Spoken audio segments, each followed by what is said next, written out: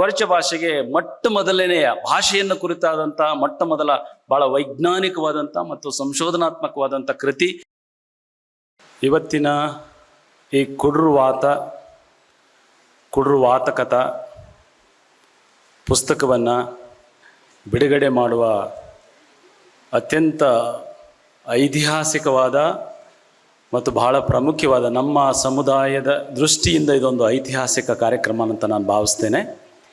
ಈ ಕಾರ್ಯಕ್ರಮದ ಅಧ್ಯಕ್ಷತೆಯನ್ನು ವಹಿಸಿರುವಂಥ ಗುರುಗಳಾದ ಹಂಪ ನಾಗರಾಜ್ ಅವರೇ ಮತ್ತು ಈ ಕಾರ್ಯಕ್ರಮದ ಕೃತಿಯನ್ನು ಬಿಡುಗಡೆ ಮಾಡಿದಂಥ ಹೆಸರಾಂತ ನಾಡಿನ ಮೇಷ್ಟ್ರು ಅಂತ ಕರೆಸ್ಕೊಂಡಿರುವಂಥ ಕನ್ನಡದ ಸಾಕ್ಷಿ ಪ್ರಜ್ಞೆಯಾದಂಥ ಬರಗೂರು ರಾಮಚಂದ್ರಪ್ಪ ಗುರುಗಳೇ ಮತ್ತು ಸಾಹಿತ್ಯದಲ್ಲಿ ಅತ್ಯಂತ ಹೆಚ್ಚಿನ ಕೃಷಿಯನ್ನು ಮಾಡಿದಂಥ ಅಗ್ರಹಾರ ಕೃಷ್ಣಮೂರ್ತಿ ಗುರುಗಳೇ ಹಾಗೂ ಸ್ನೇಹಿತರಾದಂಥ ಪ್ರೊಫೆಸರ್ ಚಂದ್ರಶೇಖರ್ ಅವರೇ ಮತ್ತು ಈ ಕಾರ್ಯಕ್ರಮದ ಕೇಂದ್ರ ಬಿಂದುವಾದಂಥ HR ಸ್ವಾಮಿಯವರೇ ಹಾಗೂ ವೇದಿಕೆ ಮೇಲಿರುವಂಥ ಇನ್ನಿತರ ಗೆಳೆಯರೇ ಹಾಗೂ ಕಾರ್ಯಕ್ರಮದ ಮುಂದೆ ಇರುವಂಥ ದಳವಾಯಿ ಮಾಸ್ಟ್ರೇ ಮತ್ತು ಸಮುದಾಯದ ಬಂಧು ಬಾಂಧವರೇ ಮತ್ತು ಎಲ್ಲ ಸಾಹಿತ್ಯದ ಕಾಗೆ ಬಳಗವೇ, ಇವತ್ತು ಈ ಕೃತಿಯನ್ನು ಕುರಿತು ಮಾತನಾಡೋದಕ್ಕೆ ನನಗೆ ಅತ್ಯಂತ ಭಯದಿಂದಲೇ ಒಪ್ಪಿಕೊಂಡೆ. ಕಾರಣ ಸಾಹಿತ್ಯದಲ್ಲಿ ಅತ್ಯಂತ ಹೆಸರು ಮಾಡಿರುವ ಮತ್ತು ಸಾಹಿತ್ಯವನ್ನು ಭಾಳ ಚೆನ್ನಾಗಿ ಗ್ರಹಿಸಿರುವ ಎಲ್ಲರೂ ಕೂಡ ಈ ವೇದಿಕೆಯಲ್ಲಿ ಇರುವುದರಿಂದ ಮತ್ತು ನಾನು ಸಾಹಿತ್ಯದ ವಿದ್ಯಾರ್ಥಿ ಅಲ್ಲ, ನಾನು ರಾಜ್ಯಶಾಸ್ತ್ರದ ವಿದ್ಯಾರ್ಥಿ. ಈ ಕೃತಿಯನ್ನು ಸಾಹಿತ್ಯಾತ್ಮಕವಾಗಿ ರಚನೆ ಮಾಡಿರುವಂಥ ಈ ಕೃತಿಯನ್ನು ಕುರಿತು ನಾನು ಏನು ಮಾತಾಡಲಿ ಅನ್ನುವಂಥ ಒಂದು ಮುಜುಗರದಿಂದ ನನಗೆ ಭಯ ಇತ್ತು. ಆದರೆ ನಾನು ಆ ಸಮುದಾಯದವನಾಗಿರುವುದರಿಂದ ಆ ಭಾಷೆ ನನಗೆ ಸ್ವಲ್ಪ ಅಲ್ಲ ಚೆನ್ನಾಗಿ ಗೊತ್ತಿರೋದ್ರಿಂದ ಆ ಭಾಷೆಯ ಬಗ್ಗೆ ಮಾತನಾಡೋದು ಸೂಕ್ತ ಅಂತ ನಮ್ಮ HR ಸ್ವಾಮಿಯವರು ಅಭಿಪ್ರಾಯಪಟ್ಟು ನನಗೆ ಅದನ್ನು ವಹಿಸಿರೋದ್ರಿಂದ ಅನಿವಾರ್ಯವಾಗಿ ಭಯದಿಂದಲೇ ನಾನು ಈ ಕೃತಿಯನ್ನು ಕುರಿತು ಮಾತನಾಡೋದಕ್ಕೆ ನಾನು ಇಷ್ಟಪಡ್ತೀನಿ. ಈ ಕೃತಿಯ ಬಗ್ಗೆ ಭಾಳಷ್ಟು ಮೆಚ್ಚುಗೆಗಳು ಬಂದಿದೆ. ರಾಮಚಂದ್ರಪ್ಪ ಸರ್ ಈಗ ಆಲ್ರೆಡಿ ಭಾಳ ಉತ್ತಮವಾದಂಥ ಅಭಿಪ್ರಾಯವನ್ನು ವ್ಯಕ್ತಪಡಿಸಿದ್ದಾರೆ. ಮತ್ತು ಈ ಕೃತಿಗೆ ನಾಡಿನ ಹೆಸರಾಂತ ಗಣ್ಯರೆಲ್ಲರೂ ಕೂಡ ಮುನ್ನುಡಿಯನ್ನು ಬರೆದಿದ್ದಾರೆ. ಮುನ್ನುಡಿನಲ್ಲಿ ಪ್ರೊಫೆಸರ್ ಬರಗೂರು ಸರ್ ಅವರು ಇದು ಒಂದು ಸಣ್ಣ ಸಮಾಜ ಅಥವಾ ಚಿಕ್ಕ ಸಂಖ್ಯೆಯಲ್ಲಿ ಚಿಕ್ಕ ಸಮಾಜ ಅಂತ ಪರಿಗಣಿಸಬಾರ್ದು, ಆದರೆ ಸಂಸ್ಕೃತಿಯಲ್ಲಿ ಅದು ಭಾಳ ಅತ್ಯಂತ ಮುಖ್ಯವಾದದ್ದು ಅಂತ ತಮ್ಮ ಮಾತುಗಳಲ್ಲಿ ಹೇಳಿದ್ದಾರೆ. ಹಾಗೆಯೇ ಅಗ್ರಹಾರ ಕೃಷ್ಣಮೂರ್ತಿ ಸರ್ ಅವರು HR ಸ್ವಾಮಿಯವರ ಬಗ್ಗೆ ಮತ್ತು ಅವರು ಸಮುದಾಯಕ್ಕೆ ನೀಡಿದ ಕೊಡುಗೆಯನ್ನು ಉದ್ದೇಶಿಸಿ ಅವರು ಈ ಸಮುದಾಯಕ್ಕೆ ಅವರೊಂದು ನುಡಿ ಸೇವೆಯನ್ನು ಕೊಟ್ಟಿದ್ದಾರೆ ಅನ್ನುವಂಥ ಮೌಲ್ಯಕವಾದಂಥ ಮಾತನ್ನು ಮಾತನಾಡಿದ್ದಾರೆ. D. ಉಮಾಪತಿಯವರು ಕೂಡ ಈ ಕೃತಿಯನ್ನು ಮೆಚ್ಚಿ ಒಂದು ಸಮುದಾಯದ ಭಾಷೆ, ಈ HR ಸ್ವಾಮಿಯವರ ಸಮುದಾಯದ ಭಾಷೆಯ ಮೂಲಕ ಇಡೀ ಪ್ರಪಂಚವನ್ನು ಗ್ರಹಿಸುವ ಹೊಸನೋಟವನ್ನು ಕೊಟ್ಟಿದ್ದಾರೆ ಅಂತ ಕೂಡ ಮಾತನಾಡಿದ್ದಾರೆ. ದಳವಾಯಿ ಮಾಸ್ಟರ್ ಕೂಡ ತಮ್ಮ ನುಡಿಯಲ್ಲಿ ಇದೊಂದು ವಿಶಿಷ್ಟ ಮತ್ತು ಸ್ವತಂತ್ರವಾದಂಥ ಭಾಷೆ, ಇದಕ್ಕೆ ತನ್ನದೇ ಆದಂಥ ಒಂದು ಅನನ್ಯತೆ ಇದೆ ಅನ್ನುವಂಥ ಒಂದು ಮಾತನ್ನು ಕೂಡ ಅವರು ಮಾತನಾಡಿದರು. ಹೀಗೆ ನಾಡಿನ ಅನೇಕ ಗಣ್ಯರು ಈ ಕೃತಿಯ ಬಗ್ಗೆ ಮೆಚ್ಚುಗೆಯನ್ನು ವ್ಯಕ್ತಪಡಿಸಿದ್ದಾರೆ. ಈ ಕೃತಿ ಸುಮಾರು 516 ಪುಟಗಳನ್ನೊಳಗೊಂಡಂಥ 22 ಅಧ್ಯಾಯಗಳನ್ನೊಳಗೊಂಡ ಸುದೀರ್ಘವಾದಂಥ ಒಂದು ಕೃತಿ. ಇದು 3 ಭಾಷೆಯಲ್ಲಿ ಇರೋದರಿಂದ ಪ್ರಾಯಶಃ ಅದು ದೊಡ್ಡದಾಗಿರಬೇಕು ಅಂತ ಕೂಡ ನಾನು ಭಾವಿಸ್ತೇನೆ. ಈ ಕೃತಿಯಲ್ಲಿ ಅದರದ್ದೇ ಆದಂಥ ಶಬ್ದಕೋಶ ಇದೆ ಮತ್ತು ವ್ಯಾಕರಣ ಇದೆ. ವ್ಯಾಕರಣ ಎಷ್ಟು ಮಟ್ಟಿಗಿದೆ ಅಂತ ಹೇಳಿದರೆ ಭಾಷೆ ನನ್ನ ಕನ್ನಡದ ವಿದ್ಯಾರ್ಥಿ ಅದನ್ನೇ ಸಂಪೂರ್ಣವಾಗಿ ನನ್ನ ಮೆಟ್ರಿಕ್ಯುಲೇಷನಲ್ಲಿ ಓದಿದ್ದು ಮತ್ತು BA ಓದಿದ್ದು. ಕನ್ನಡದಲ್ಲಿ ಇಷ್ಟೊಂದು ವ್ಯಾಕರಣದ ಭಾಷೆಗಳಿದೆಯಾ, ಉಪಸರ್ಗಗಳು, ಸಂಧಿಗಳು ಮತ್ತು ಬೇರೆ ಬೇರೆ ಅಂಶಗಳನ್ನೆಲ್ಲ ದೊಡ್ಡ ಮಟ್ಟದಲ್ಲಿ ಅವರು ದಾಖಲಿಸಿದ್ದಾರೆ. ಇದರ ಶಬ್ದಕೋಶಗಳು ನಮ್ಮ ಬರಗೂರು ಸರ್ ಹೇಳಿದಂತೆ ಇದೊಂದು ಡಿಕ್ಷನರಿಯಾಗಿ, ನಮ್ಮ ಕೊರಚ ಭಾಷೆಯ ಡಿಕ್ಷನರಿಯಾಗಿ ರೂಪುಗೊಂಡಿದೆ. ಅದು ಪ್ರಾಯಶಃ HR ಸ್ವಾಮಿಯವರು ಈ ಸಮುದಾಯದಲ್ಲಿ ಹುಟ್ಟಿ ಸುಮಾರು ಅವರ ಜೀವಿತಾವಧಿಯಲ್ಲೆಲ್ಲ ಅವರು ಉಂಡಂಥ ಕಷ್ಟ, ನಷ್ಟ ಮತ್ತು ಕಾರ್ಪಣ್ಯಗಳು ಮತ್ತು ಅವರು ಏನು ಜೀವನಾನುಭವಗಳು ಇದೆಯಲ್ಲ ಅವುಗಳ ಆಧಾರದ ಮೇಲೆ, ಅಂದರೆ ನಾನು ಯಾಕೆ ಈ ಮಾತು ಹೇಳ್ತಾ ಇದ್ದೀನಿ ಅಂದರೆ, ಬಹುಶಃ ಕೊರಚ ಭಾಷೆಯಲ್ಲಿ ಜನಿಸಿದರೆ ಅದನ್ನು ಸಮಾಜದಲ್ಲಿ ಭಾಳ ಹೆಮ್ಮೆ ತಟ್ಟಿ ಹೇಳ್ಕೊಳ್ಳಾರ್ದಂಥ ಒಂದು ಮುಜುಗರದ ಸ್ಥಿತಿ ಇತ್ತಲ್ಲ, ಆ ಮುಜುಗರದ ಸ್ಥಿತಿಯಲ್ಲಿ ಅವರಿಗೆ ಉಂಟಾದಂಥ ಒಂದು ನೋವು ನಲಿವುಗಳ ಅನುಭವದ ಹಿನ್ನೆಲೆಯಲ್ಲಿ ಮತ್ತು ಅವರು ಸಂಶೋಧನೆ ಮಾಡಿದ ಹಂಪಿ ವಿಶ್ವವಿದ್ಯಾಲಯದಲ್ಲಿ ನಮ್ಮ ಕೊರಚ ಭಾಷೆಗೆ ಸಂಬಂಧಪಟ್ಟಂತೆ ಒಂದು ಸಂಶೋಧನೆಯನ್ನು ಮಾಡಿದ ಅನುಭವದ ಹಿನ್ನೆಲೆಯಲ್ಲಿ ಈ ಕೃತಿಯನ್ನು ಅವರು ರಚನೆ ಮಾಡಿರೋದ್ರಿಂದ ಇದು ತುಂಬ ವ್ಯಾಕರಣಬದ್ಧ ಮತ್ತು ನಮ್ಮ ಕೊರಚ ಭಾಷೆಗೆ ಮೊದಲನೆಯ ಭಾಷೆಯನ್ನು ಕುರಿತಾದಂಥ ಮೊದಲ ಭಾಳ ವೈಜ್ಞಾನಿಕವಾದಂಥ ಮತ್ತು ಸಂಶೋಧನಾತ್ಮಕವಾದಂಥ ಕೃತಿ. ಇದರಿಂದ ಈ ಸಮುದಾಯಕ್ಕೆ ಭಾಳ ಉತ್ತಮವಾದಂಥ ಒಂದು ಕೊಡುಗೆಯನ್ನು ಅವರು ಕೊಟ್ಟಿದ್ದಾರೆ, ನುಡಿಸೇವೆಯನ್ನು ಅವರು ಮಾಡಿದ್ದಾರೆ ಅಂತ ನಾನಾದರೂ ಭಾವಿಸ್ತೇನೆ. ಇದರಲ್ಲಿ ಅನೇಕ ಗಣ್ಯರು ಈ ಕೃತಿಯ ಬಗ್ಗೆ, ಕೃತಿಯಲ್ಲಿ ಬಳಸಿದಂಥ ಭಾಷೆಯ ಬಗ್ಗೆ ಹೇಳಿದ್ದಾರೆ. ಈ ಕೃತಿಯಲ್ಲಿ ಕೊರಚ ಸಮುದಾಯದ ಸಂಸ್ಕೃತಿ, ಆಚಾರ, ವಿಚಾರ, ಪದ್ಧತಿ, ಪರಂಪರೆಗಳು ಮತ್ತು ಅವರ ಇಡೀ ಜನಜೀವನ ಹೇಗಿದೆ ಅನ್ನೋದನ್ನು ಅವರು ಕೊರಚ ಭಾಷೆಯಲ್ಲಿ ಹಿಡಿದಿಟ್ಟಿದ್ದಾರೆ. ಆ ಭಾಷೆಯಲ್ಲಿ ಅವರು ಬಳಸಿರುವಂಥ ಕೆಲವು ಅಂಶಗಳನ್ನು ಮಾತ್ರ ನಾನು ಕಾಲಾವಕಾಶ ಕಡಿಮೆ ಇರೋದರಿಂದ ಹೇಳೋದಕ್ಕೆ ಸಾಧ್ಯ ಆಗುತ್ತೆ. ಅದು ಈ ವ್ಯಾಕರಣ ಶಬ್ದಕೋಶಗಳಲ್ಲಿ ಕೆಲವು ಒಂದು 4-5 ಶಬ್ದಕೋಶಗಳನ್ನು ಕನ್ನಡ ಮತ್ತು ಇಂಗ್ಲೀಷ್ನಲ್ಲಿ ನಮ್ಮ ಭಾಷೆಯಲ್ಲಿ ನಾನು ಹೇಳೋದಕ್ಕೆ ಇಷ್ಟಪಡ್ತೀನಿ. ಹುಟ್ಟು ಅನ್ನೋದಕ್ಕೆ ನಮ್ಮ ಭಾಷೆಯಲ್ಲಿ ಪರಕೃದು ಅಂತ ಹೇಳ್ತಾರೆ. ಪರಕೃದು ಹುಟ್ಟು ಅಂತ ಹೇಳಿದ್ರೆ ಪರಕೃದು ಅಂದರೆ ಇನ್ನೊಂದು ಭಾಷೆ ಹಕ್ಕಿ ಆರೋದನ್ನು ಕೂಡ ಪರಕೃದು ಅಂತ ಕೇಳ್ತೀವಿ ನಾವು. ಕುಂಜು ಪರಕಾದು ಅಂತ ಕೂಡ ಹೇಳ್ತೀವಿ. ಆದರೆ ಇಲ್ಲಿ ಹುಟ್ಟುವುದಂದರೆ ಪರಕೃದು. ಸಾವಿಗೆ ಸತ್ತು ಹೋಗೋದು ಅಂತ. ಇದು ನಮ್ಮ ಜನರು ಯಾರು ಬಂದಿದ್ದಾರೆ ಅವರಿಗಲ್ಲ, ಬಟ್ ಏನು ಟ್ರಾನ್ಸ್ಲೇಷನ್ ಇದೆ ಅನ್ನೋದ್ರ ಬಗ್ಗೆ ನಾನು ಸಂಕ್ಷಿಪ್ತವಾದ ಒಂದು 2-3 ಪದಗಳನ್ನಷ್ಟೇ ಹೇಳೋದಕ್ಕೆ ಸಾಧ್ಯ ಆಗುತ್ತೆ. ಪುರುಷ ಅನ್ನೋದಕ್ಕೆ ಆವಳಿಕೇರು ಅಂತ ಕರಿತೀವಿ ನಾವು. ಪುರುಷ ಅಂತ ಕರೆದ್ರೆ ಆವಳಿಕೇರು. ಮಹಿಳೆ ಅಥವಾ ಹೆಣ್ಮಗಳು ಅನ್ನೋದಕ್ಕೆ ನಾವು ಪೊಂಬುಳ್ಳ ಅಂತ ಕರಿತೀವಿ. ನಮ್ಮ ಭಾಷೆಯಲ್ಲಿ ಪೊಂಬುಳ್ಳ ಅಂತ ಕರಿತೀವಿ. ಮತ್ತು ಈ ಕೆಲಸ ಮಾಡೋರಿಗೆ ಕೆಲವರು ಭಾಳ ವರ್ಕಾಲಿಕ್ ಇರ್ತಾರೆ, ಕೆಲಸ ಮಾಡ್ತಾ ಇರ್ತಾರೆ. ಅವರು ಇದು ಭಾರಿ ಪಣಿಸೆ ಇರೋದು ಅಂತ ಕರಿತೀವಿ. ಕೆಲವರು ಅಷ್ಟೇ ಸೋಮಾರಿಗಳಾಗಿರ್ತಾರೆ, ಅವರಿಗೆ ಇದು ಪಣಿಕವಾರ ಮಾಟಾರಾಳು ಅಥವಾ ಪಣಿಸೆ ಹಿಂಗೆ ಆಗ ಮಾಟಾರಾಳು ಅಂತ ಕೂಡ ನಾವು ಅದನ್ನು ಕರಿತೀವಿ. ಮತ್ತು ಕೆಲವರು ದಾರಿ ತಪ್ಪಿ ನಡೆಯೋರಿಗೆ, ಯಾವ ಮಾತಿಗೂ ಬಗ್ಗದೇ ಇರುವಂಥ ಜನರನ್ನು ಅವನು ದಾರಿ ತಪ್ಪಿ ನಡೆ ಅನ್ನೋದಕ್ಕೆ ನಾವು ಎಗಿಹುಟ್ಟು ನಡಕರಾಳು ಅಂದರೆ ಸರಿದಾರಿನಲ್ಲಿ ಇಲ್ಲದೆ ಇರೋನಿವನು ಅಂತ ಕೂಡ ನಾವು ಅದನ್ನು ಕರಿತೀವಿ. ಹಾಗೆಯೇ ಹೊಟ್ಟೆ ಕಿಚ್ಚಿಗೆ ನಮ್ಮ ಭಾಷೆಯಲ್ಲಿ ವರ್ಗಮಂಟ ಇತ್ಕ ಶನ. ಈ ಭಾಷೆನ ಬಹಳ ಸಂದರ್ಭಗಳಲ್ಲಿ ನಮ್ಮ ಜನ ಬಳಸ್ತಾರೆ. ಯಾರಾದರೂ ಒಬ್ಬರು ಕಂಡ್ರೆ ಒಬ್ಬರು ಆಗದೆ ಹೋದರೆ ಇತ್ಕ ಶನಾಯಿ ವರ್ಗಮಂಟ, ಇದು ನನ್ನ ಕಂಡಿಗೆ ಆಗೋಗಲ್ಲ, ನನ್ನ ಕಂಡ್ರೆ ಆಗಲ್ಲ, ಇವನಿಗೆ ಹೊಟ್ಟೆ ಕಿಚ್ಚಿದೆ ಅಂತ ಕೂಡ ನಾವು ಹೆಚ್ಚು ಬಳಸುವಂಥ ಭಾಷೆಗಳು. ಇನ್ನು ಋತು ಮತ್ತು ಕಾಲಗಳ ಬಗ್ಗೆ ಕೂಡ ಇವರು ವಿಸ್ತೃತವಾದ ವಿವರಣೆಗಳನ್ನು ತಮ್ಮ ಪುಸ್ತಕದಲ್ಲಿ ಮಾಡಿದ್ದಾರೆ. ಬೇಸಿಗೆಗೆ ನಾವು ಒಗ್ಗಾಲ ಅಂತ ಕರಿತೀವಿ, ಚಳಿಗಾಲಕ್ಕೆ ನಾವು ಈದ್ರಗಾಲ ಅಂತ ಕರಿತೀವಿ, ಮಳೆಗೆ ನಾವು ಮಗ್ಗಾಲ ಅಂತ ಕರಿತೀವಿ. ಹೆಚ್ಚು ಕಡಿಮೆ ಈ ಕನ್ನಡ ಮತ್ತು ತೆಲುಗು ಮತ್ತು ತಮಿಳು ಇವುಗಳ ಸಮ್ಮಿಶ್ರಣವಾದಂಥ ಭಾಷೆ ತೀರಾ ಅಪರಿಚಿತ ಅಂತ ಏನು ಅನಿಸೋದಿಲ್ಲ. ಇದು ಸ್ವಲ್ಪ ಹೆಚ್ಚು ತಮಿಳಿಗೆ ಹೊಂದಾಣಿಕೆ ಆಗಿರುವಂಥ ಭಾಷೆ ಅದಿದೆ. ಇನ್ನು ಸಂಖ್ಯಾಕ್ರಮದಲ್ಲಿ ನಾವು ಒಂದು ತಿಂಗಳಿಗೆ ಒಂದು ಮಾದ ಅಂತ ಕರಿತೀವಿ, ಒಂದು ವರ್ಷಕ್ಕೆ ಒಂದು ವಾಟ್ಕಾಲ ಅಂತ ಕೂಡ ನಾವು ಅದನ್ನು ಕರಿತೀವಿ. ಹಾಗೆಯೇ ಈ ಕೊರಚ ಭಾಷೆಯ ಇಡೀ ಆಚಾರ, ವಿಚಾರ, ನಂಬಿಕೆ, ಪದ್ಧತಿ, ಪರಂಪರೆಗಳು ಮತ್ತು ಅವರ ಇಡೀ ಜೀವನ ಕ್ರಮವನ್ನು ಈ ಪುಸ್ತಕದ ಮೂಲಕ ಅವರು ಹಿಡಿದಿಟ್ಟಿದ್ದಾರೆ. ಇದು ಸಮುದಾಯಕ್ಕೆ ತುಂಬ ಅನುಕೂಲ ಆಗುತ್ತೆ ಅಂತ ನಾನು ಭಾವಿಸ್ತೇನೆ. ಸರ್ಕಾರಿ ನೌಕರಿ ಹಿಡಿದು ಮತ್ತು ಯಾವುದೋ ಉದ್ಯೋಗವನ್ನರಿಸಿ ಈ ಪೇಟೆ ಸೇರಿಕೊಂಡ ನಂತರ ಪೇಟೆಯಲ್ಲಿ ಅವರ ಮಕ್ಕಳಿಗೆ ಈ ಭಾಷೆಯನ್ನು ಹೇಳ್ಕೊಡದೇ ಇರುವಂಥ ಒಂದು ಮುಗ್ಗಟ್ಟಿನ ಪರಿಸ್ಥಿತಿ ಇದೆ. ಈಗ ನಾವು ಹೆಚ್ಚು ಕಡಿಮೆ ನಮ್ಮ ಊರುಗಳಲ್ಲಿ ನಮ್ಮ ಭಾಷೆ ನಮಗೆ ಬರುತ್ತೆ, ನಮ್ಮ ಮನೆಯವರಿಗೆ ಅಥವಾ ಮಕ್ಕಳಿಗೆ ಅಷ್ಟಾಗಿ ಬರಲ್ಲ. ನಂದೇ ಒಂದು ಉದಾಹರಣೆ ಹೇಳೋದಾದರೆ, ನಾನು ತುಮಕೂರಲ್ಲಿ ವಾಸ ಮಾಡ್ತಾ ಇದ್ದೇನೆ. ನಮ್ಮ ಊರಿಂದ ಯಾವುದಾದ್ರೂ ಒಂದು ಫೋನ್ ಬಂದರೆ ಅವ್ರಿಗೆ ಕನ್ನಡದಲ್ಲಿ ಮಾತಾಡಿದರೆ ನಾನು ಚೆನ್ನಾಗಿ ಆಡ್ಕೊಂಡ್ಬಿಡ್ತಾರೆ. ಅವರು ಎಂದಳ ಸೊಣ್ಣಂಗೋ ಅಂತಲೇ ನಾನು ಶುರು ಮಾಡ್ತೀನಿ. ನಾನು ನಮ್ಮ ಭಾಷೆ ಸ್ವಲ್ಪ ಎತ್ತರದ ಧ್ವನಿನಲ್ಲಿ ಮಾತಾಡಿದ್ರೇ ಅರ್ಥ ಆಗೋದು ಅದು. ಸೊ ಹಾಗಾಗಿ ನಾನು ಎಂದಳ ಸೊಣ್ಣಂಗೋ ಅಂತ ನನ್ನ ಫೋನ್ನಲ್ಲಿ ಜೋರಾಗಿ ಮಾತಾಡಿದ ತಕ್ಷಣವೇ ನನ್ನ ಹೆಂಡತಿ ಕೂಡ ಬಂದಿದ್ದಾರೆ ಇಲ್ಲಿ.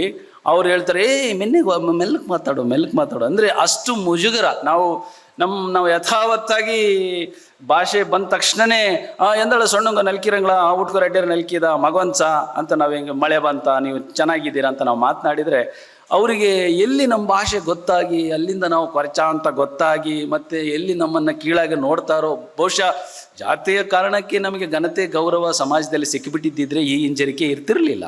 ಹಾಗಾಗಿ ಅದು ಸಿಕ್ಕದ ಕಾರಣಕ್ಕಾಗಿ ನಾವು ಇವಾಗ ನಮ್ಮ ಭಾಷೆನೇ ನಾವು ಮಾತಾಡದೇ ಮಾತಾಡಿದರೂ ಕೂಡ ಮೆಲ್ಲಕ್ಕೆ ಮಾತಾಡಬೇಕಾದಂಥ ಅನಿವಾರ್ಯ ಪರಿಸ್ಥಿತಿ ನಮಗೆ ಬಂದಿದೆ. ಹಾಗಾಗಿ ಈ ಭಾಷೆ ಅಂಚಿಗೆ ಸರಿಯಲ್ಪಟ್ಟಿದೆ ಮತ್ತು ಅಂಚಿಗೆ ಸರಿದು ಬಿಟ್ಟಿದೆ. ಅಂಥ ಸಂದರ್ಭದಲ್ಲಿ HR ಸ್ವಾಮಿಯವರು ಮತ್ತು ದಂಪತಿಗಳು ನಮ್ಮ ಜನರ ಭಾಷೆಗೆ ಹೆಚ್ಚು ಪ್ರಾಮುಖ್ಯತೆಯನ್ನು ಕೊಟ್ಟು ಅದನ್ನು ಜೀವಂತವಾಗಿ ಉಳಿಸೋದಕ್ಕೆ ತಾವೇನು ತಮ್ಮ ತನು ಮನ ಧನ ಈ ಮೂರನ್ನೂ ಬಳಸಿ ಅವರು ಈ ಕಾರ್ಯಕ್ರಮನ ಈ ಪುಸ್ತಕವನ್ನು ರಚನೆ ಮಾಡಿ ಈ ಕಾರ್ಯಕ್ರಮನ ಆಯೋಜನೆ ಮಾಡಿರೋದಿದೆಯಲ್ಲ, ಅದು ಅತ್ಯಂತ ಮೆಚ್ಚುಗಾರ್ಹ ಮತ್ತು ಭಾಳ ಸಂತೋಷದ ವಿಷಯ ಅಂತ ನಾನಾದರೂ ಭಾವಿಸ್ತೇನೆ.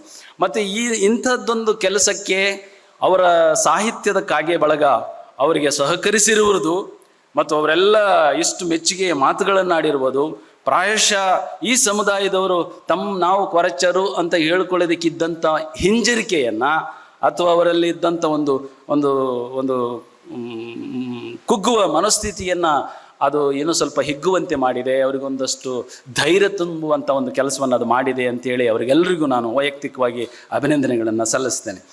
ಮತ್ತು ಇಲ್ಲಿ ಈ ಸಂದರ್ಭದಲ್ಲಿ ನಮ್ಮ ಕೊರಚ ಭಾಷೆಯಲ್ಲಿ ಒಂದು ಸುಮಾರು ವಿಷಯಗಳು ಇದನ್ನು ಎಲ್ಲರೂ ಹೇಳಿದ್ದಾರೆ. ವಚನಗಳಿದ್ದಾವೆ, ಬಾಬಾ ಸಾಹೇಬ್ ಅಂಬೇಡ್ಕರ್ ಕುರಿತಂಥ ಸಣ್ಣ ಮಾಹಿತಿ ಇದೆ.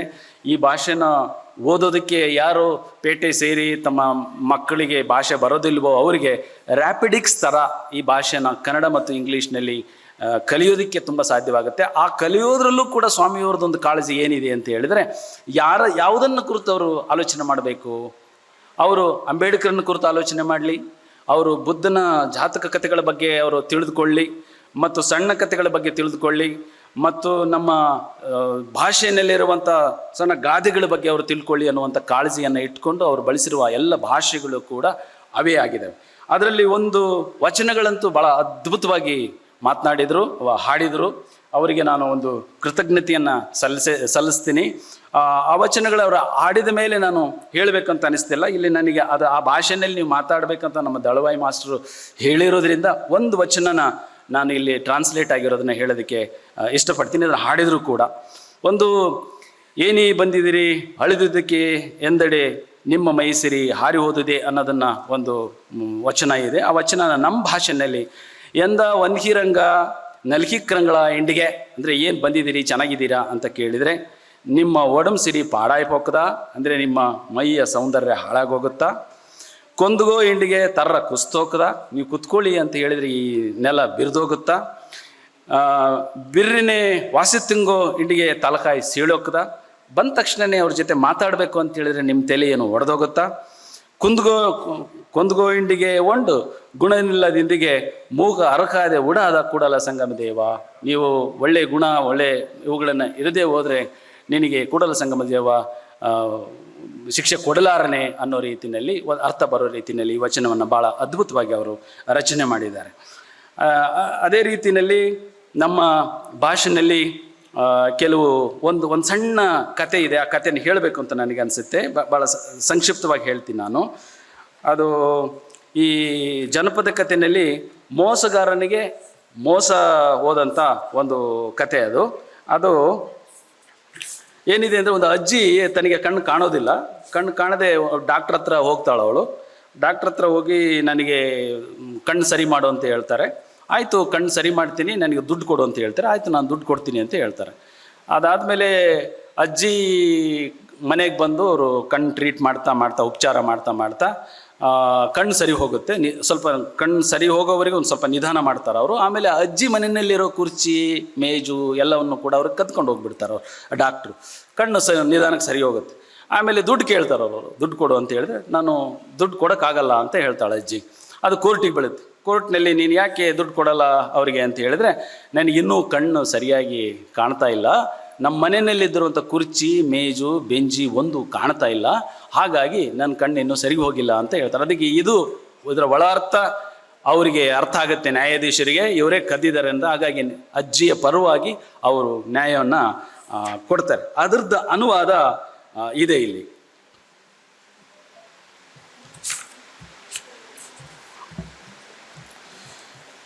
ಕೇಂಬಳ ಅಂದರೆ ಅಜ್ಜಿ ಅಂತ, ನಮ್ಮಲ್ಲಿ ಕೇಂಬಳ ಅಂತ ಹೇಳಿದ್ರೆ ಅಜ್ಜಿ. ಅಜ್ಜಿ ಕಣ್ಣು ಕಾಂಗಾರ್ತುಕೊಂಡ ಡಾಕ್ಟರ್ಸ್ ಗೋಸ್ ಕಣ್ಣಲ್ ಓಟ್ಸು ಅದು ಮರ್ತು ಬಂದುಬಿಟ್ಟಿದ್ದೀನಿ. ಹಾಗಾಗಿ ಓಯಿ ಕಾರ್ಡ್ಸ್ ನಾಲ್ಕು ಕಣ್ಣು ಕಾಂಗ್ರೆ ತೀರಿಸಿ ಎಂದಿಗೆ ನೀನು ಲೆಕ್ಕ ತಾರಾಕೆ ಎಣ್ಸೋಣ್ಸು ಅಂದರೆ ಕಣ್ಣು ಕಾಣೋ ಹಾಗೆ ಮಾಡಿದರೆ ನೀಗೆ ದುಡ್ಡು ಕೊಡ್ತೀನಿ ಅಂತ ಹೇಳಿದ್ರು. ಆ್ಯಂಡ್ ನಲ್ಕು ಆನಿಗೆ ನೀನು ಲೆಕ್ಕ ತಾರದಿಲ್ಲ, ನಲ್ಕು ಆಗೋದಿಂದಿಗೆ ನೀನು ಲೆಕ್ಕ ತಾರದಿಲ್ಲ ಎಣ್ಸೋಣ್ಸು. ಡಾಕ್ಟ್ರು ಪಾಚ್ ದಿನಾಲು ಅದು ಕಣ್ಣು ಪಾಪಿಕ್ಕಿರ್ತ ಅದು ರೋತ ಲೇಟ್ ಸೇನ್ಸು ದಿನಗಳದಂತೆ ಅದು ಅರ್ಥ ಊಟ್ಕೋರು ಟೇಬಲ್ ಹಂಗೊಂಡು ಕುರ್ಚಿ ಸಾಮಾನು ಅಡ್ಡಿ ತಿಗಡಿಕೊಂಡು ಹೋಸು ದಿನಾಲು ಒಂಡೊಂಡೆ ಸಾಮಾನು ಎಡ್ತ್ಕೊಂಡು ಹೋಸು. ಕೊನೆಗೆ ಕಣ್ಣು ನಲ್ಕು ಸೇನ್ಸು ಆ ಕ್ಯಾಂಬಳ ಕೇಡ್ಸು ಆ ಕ್ಯಾಂಬಳ ತನ್ನ ನಾನು ಲೆಕ್ಕ ತಾರ ಮಾಟೇಣ್ಸ್ ಇದು ಕೋರ್ಟ್ಗೋರು ನ್ಯಾಯಾಧೀಶ ಕೇಡ್ಸತ್ತ ಎಂದತ್ಗೆ ನೀನು ಲೆಕ್ಕ ಹುಡುಕ ಮಾಟ ಡಾಕ್ಟರ್ ಕಂಡು ಕೇಡ್ಸ್ ಅದಕ್ಕೆ ನಟ್ ಕಣ್ಣು ಇನ್ನೂ ನಲ್ಕು ಸರಿ ಕಾಂಗಿರ್ತಿರಲ್ಲ ಅಯ್ಯ ನಟ್ ಊಟ್ಕೋರಿಕ್ಕಿರ ಕುರ್ಚಿ ಮೇಜ್ ಅಡ್ಡಿ ಕೂಡ ಒಂದು ಕಾಂಗಿರ್ತಿಲ್ಲ ಅದಕ್ಕಾಯಿ ನಾನು ಲೆಕ್ಕ ಕುಡುಕ್ ಮಾಟೆ ಎಣ್ಸೋಣ್ಸ್ ಅದಕ್ಕೆ ನ್ಯಾಯಾಧೀಶ ಅದಕ್ಕೆ ಅರ್ಥ ಆಗಿ ಕ್ಯಾಂಬಳ ಪರವಾಗಿ ಅದು ನ್ಯಾಯತ ಕುಡ್ಚ್. ಇದು ನಮ್ಮ ಭಾಷೆಯಲ್ಲಿ ಇರುವಂಥ ಒಂದು ಇದು. ಸೊ ಇನ್ನೂ ಮಾತಾಡೋದಕ್ಕೆ ತುಂಬ ಇದೆ, ಭಾಳಷ್ಟು ವಿಷಯಗಳಿದೆ. ನಾನೊಂದು 2 ಮಾತನ್ನು ಮಾತಾಡಿ ನನ್ನ ಮಾತನ್ನು ಮುಗಿಸ್ತೀನಿ.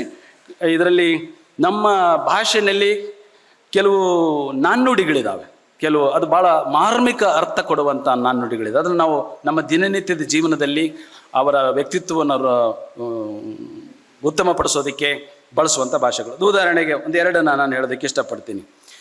ಸಾದ ಎಂಡ್ ಮಾಟ್ ನಮ್ಮಾಣ ಮೆತ್ತಂಡದ ಬಾಪನತ್ ನಮ್ಮಾಣ ಅಂತ ಒಂದು ಭಾಷೆ ಇದೆ.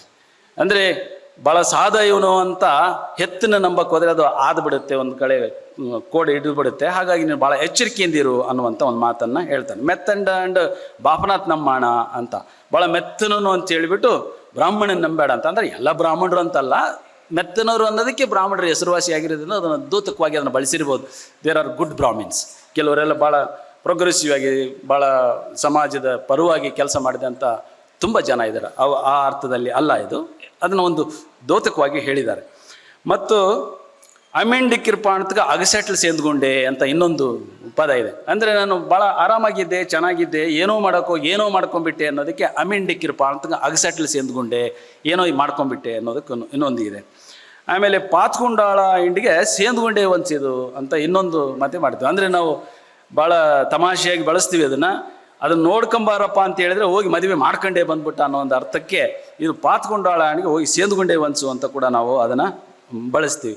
ಊರು ಪಾರ್ಲ ಹಣ್ಣಿಗೆ ಊರು ಪೆರ್ಕ್ ಪಾಕದು ಅಂತ ಕೂಡ ಹೇಳ್ತಾರೆ. ಅಂದರೆ ನೀನು ಇಲ್ಲಿ ಇದನ್ನು ಮಾಡು ಅಂತ ಹೇಳಿದ್ರೆ ಇನ್ಯಾವುದನ್ನೋ ಮಾಡ್ತೀಯಲ್ಲ ನೀನು ಅನ್ನೋದಕ್ಕೆ ನೀವು ಊರು ಪಾರ್ಲ ಹಣ್ಣಿಗೆ ಊರು ಪೆರ್ಕ್ ಪಾಕಾರ ಅಂದರೆ ಊರು ನೋಡಪ್ಪ ನೀನು ಅಂದರೆ ಊರು ಹಿಂದಕ್ಕೆ ನೋಡ್ತೀಯ ನೀನು ಅಂತ ಕೂಡ ಇದನ್ನು ಬಳಸ್ತಾರೆ. ಇಂಥ ಎಷ್ಟೋ ವಿಷಯಗಳಿದೆ. ಇನ್ನು ನಮ್ಮ ಭಾಷೆಯ ನಮ್ಮ ಸಮುದಾಯದ ಸಂಸ್ಕೃತಿಯ ಬಗ್ಗೆ 2 ಮಾತು ಹೇಳೋದಾದರೆ ನಮ್ಮ ಸ್ವಾಮಿಯವರು ಅವರವರ ವೇದಿಕೆಯಲ್ಲಿ ಭಾಳಷ್ಟು ಚೆನ್ನಾಗಿ ಹೇಳಿದ್ದಾರೆ. ನಮ್ಮ ಸಮುದಾಯದಲ್ಲಿ ಮದುವೆ ಒಂದು ದೊಡ್ಡ ವಿಷಯ ಅಲ್ವೇ ಅಲ್ಲ. ಇತ್ತೀಚೆಗೆ ಓದಿ ಏನೇನೋ ಮಾಡಿ ಆಗಿದ್ದಾರೆ. ಭಾಳ ಸುಲಭದಲ್ಲಿ ಮದುವೆ ಆಗುತ್ತೆ. ವರದಕ್ಷಿಣೆ ನಮ್ಮ ಸಮಸ್ಯೆ ಅಲ್ಲ. ನಮ್ಮಲ್ಲಿ ವರದಕ್ಷಿಣೆ 4 ಆಣೆ 25 ಪೈಸೆ ಸುಲ್ಲ ಅಂತ ನಾವು ಕಟ್ತೀವಿ. ಮದುವೆ ಮಾಡಿದರೆ ಅವ್ರಿಗೆ 25 ಪೈಸೆ ಕೊಟ್ಬಿಟ್ರೆ, ಒಂದು ಸೋದರ ಮಾವ ಕೊಟ್ಬಿಟ್ರೆ ಅದು ಸುಲ್ಲ, ಮುಗೀತದು. ಡೈವರ್ಸು ತುಂಬ ಅಪರೂಪ, ಡೈವರ್ಸೇ ಇಲ್ಲ ಹೆಚ್ಚು ಕಡಿಮೆ. ಡೈವರ್ಸಿಗೆ ಯಾಕೆಂದರೆ ನಮ್ಮ ಕುಡ್ರ ಪಂಚಾಯಿತಿ ಇದೆ, ಕುಡ್ರ ಪಂಚಾಯತಿನಲ್ಲಿ 10 ಪಂಚಾಯಿತಿ ಮಾಡಿ ಅವರು ಒಂದಾಗಿ ಇರೋ ಹಾಗೆ ಮಾಡ್ತಾರೆ. ಇಲ್ಲ ಅಂದರೆ ಅವರ ಡೈವರ್ಸ್ ಆದರೆ ಸುಳ್ಳು ವಾಪಸ್ ಕೊಡಬೇಕು, 25 ಪೈಸೆ ವಾಪಸ್ ಕೊಟ್ಬಿಟ್ರೆ ಡೈವರ್ಸ್ ಆಗುತ್ತೆ, 25 ಪೈಸೆ ಕೊಟ್ಬಿಟ್ರೆ ಮದುವೆ ಆಗುತ್ತೆ. Such a simple culture Korcha community has. ಆಮೇಲೆ ಇನ್ನೂ ಒಂದು ವಿಧವಾ ವಿವಾಹ ಪ್ರಾಬ್ಲಮೇ ಇಲ್ಲ ನಮ್ಮಲ್ಲಿ ಅದೊಂದು ದೊಡ್ಡ ಸಮಸ್ಯೆ ಅಂತ ಏನು ಅನಿಸೋದಿಲ್ಲ. ಅವರಿಗೆ ವಿಧವೆಯರಿಗೆ ಅವರು ಇನ್ನೂ ಸ್ವಲ್ಪ ದಿನ ಆಗೋದ್ರೊಳಗಾಗಿ ಮರು ವಿವಾಹ ಆಗುತ್ತೆ. ನಾವು ಚಿಕ್ಕವರಿಂದನೂ ನೋಡ್ಕೊಂಬಂದಿರುವಂಥ ಅಂಥ ಒಂದು ಉನ್ನತವಾದಂಥ ಸಂಸ್ಕೃತಿ, ಅಂಥ ಒಂದು ಸಂಸ್ಕಾರ ಇರುವಂಥ ಸಮುದಾಯ ಇವತ್ತು ಭಾಳ ಹಿಂಜರಿಕೆಯಲ್ಲಿ, ಭಾಳ ಅಪನಂಬಿಕೆಯಲ್ಲಿ ಇರುವಂಥ ಸ್ಥಿತಿ ನಿರ್ಮಾಣ ಆಗಿರೋದು. ಮತ್ತು ಅದು ಒಂದು ಶೋಚನೀಯ. ಆದರೆ ಅಂಥದಕ್ಕೆಲ್ಲದಕ್ಕೂ ಕೂಡ ಅದಕ್ಕೆಲ್ಲ ಒಂದು ಭರವಸೆ ಬರೋ ರೀತಿಯಲ್ಲಿ, ಅವರಿಗೊಂದು ಧ್ವನಿ ಕೊಡುವ ರೀತಿಯಲ್ಲಿ ಅಕ್ಷರ ಸೇವೆಯನ್ನು ಮಾಡಿ ಇಂಥ ಸಾಹಿತ್ಯದ ಕಾಗೆ ಬಳಗ, ದೊಡ್ಡ ಬಳಗನ ಸಂಪಾದಿಸಿ ಇಷ್ಟೆಲ್ಲ ಕೆಲಸ ಮಾಡಿ ಈ ಕೃತಿ ಕುರಿತು ಮಾತಾಡೋದಕ್ಕೆ ನನಗೆ ಅವಕಾಶ ಕೊಟ್ಟಿದ್ದಾರೆ. ಇದರಲ್ಲಿ ದಳವಾಯಿ ಮಾಸ್ಟರ್ ಇನ್ನೊಂದು ಮಾತಾಡಿ ಅಂತ ಹೇಳಿದರು. ಆ ಬ್ಯಾಗ್ ಪುಸ್ತಕದಲ್ಲಿ ಆ ಬ್ಯಾಗನ್ನು ರಚನೆ ಮಾಡಿ ಅವ್ರ ಉದ್ದೇಶ, ನಮ್ಮ ಹಳ್ಳಿಗಳಲ್ಲಿ ಮಾತ್ರ ಈ ಭಾಷೆ ಉಳಿದಿರೋದು, ಹಳ್ಳಿಗಳಿಂದ ಬಂದಿರೋರಿಗೆ ಈ ಪುಸ್ತಕಗಳನ್ನು ತಾವು ಅನುವಾದಿಸಿದ ವಚನವನ್ನು ಮತ್ತು ಭಾರತ ಸಂವಿಧಾನವನ್ನು ಎರಡೂ ಕಡೆ ಮುದ್ರಿಸಿ ಒಂದೊಂದು ಹಳ್ಳಿಗೆ ಅದನ್ನು ಉಚಿತವಾಗಿ ವಿತರಿಸಬೇಕನ್ನೋ ಒಂದು ಮಹದಾಶಯ ಇತ್ತು.